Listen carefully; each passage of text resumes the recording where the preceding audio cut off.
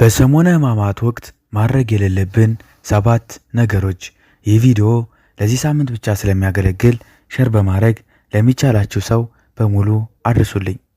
ሰሞነ ሕማማት ማለት የስሙ ትርጓሜ ምንድን ነው ተብለን ከተጠየቅን ሰሞነ ሕማማት ማለት ሰመነ ማለት ሲሆን ሳምንት አደረገ ማለት ነው። ይህም ከዕለተ ሆሳዕና ሰርክ እስከ ትንሣኤ ሌሊት ያለው ጊዜና ቀናት የሚያመለክት ነው።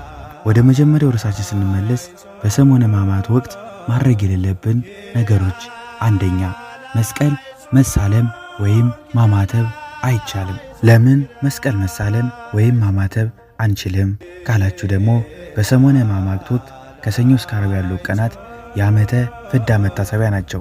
በእነዚህም ዘመናት ሰዎች በመስቀል አገልግሎት እንዳልጀመሩ ለማሳየት በሰሞነ ሕማማት ወቅት በቤተ ክርስቲያን ሥርዓት መሠረት መስቀል መሳለም ወይም ማማተብ ሥርዓት አይደለም። ሁለተኛ በሰሞነ ሕማማት ወቅት ሰላም መባባል ወይም መሳሳም አይቻልም። ለምን ከተባለ ደግሞ ይሁዳ ጌታችን መድኃኒታችን ኢየሱስ ክርስቶስ በመሳም አሳልፎ ሰጥቶታልና፣ እኛ ግን እንደ ይሁዳ ክፋት ካለው መሳሳም መለየታችን ለማስረዳት ነው። ሶስተኛ ታቦት ከመንበሩ አይነሳም፣ ምንም የንግስ በዓላትም አይከበሩም። አራተኛ ፍታት ክርስትና የለም።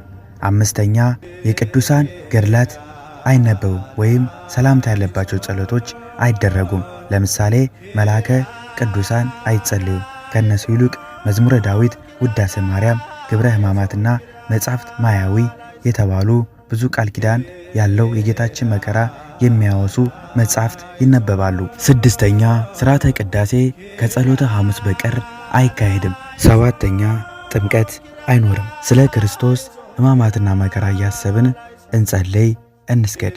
ለብርሃነ ትንሣኤው በሰላም ያድርሰን ያድርሳችሁ። ወስብሐት ለእግዚአብሔር ወለወላዲቱ ድንግል ወለመስቀሉ ክቡር። ይቆየን። አሜን።